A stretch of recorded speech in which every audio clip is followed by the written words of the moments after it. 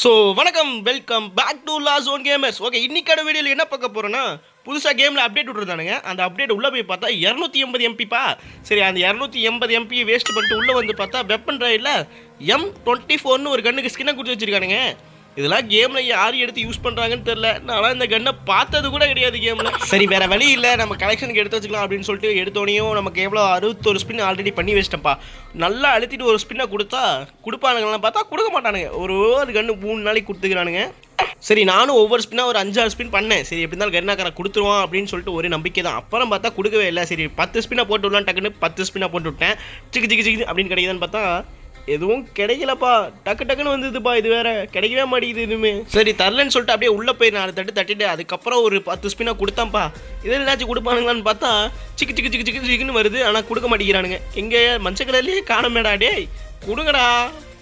இந்த கண்ணுக்கு ஸ்கின்னை கொடுத்து துரத்து விட்றானுங்களே. இந்த கண்ணுக்கு மட்டும் தான் எங்கிட்ட ஸ்கின்னே இல்லை. அதனாச்சும் கொடுத்துருக்க வேண்டியதான்டா பாவீங்களா.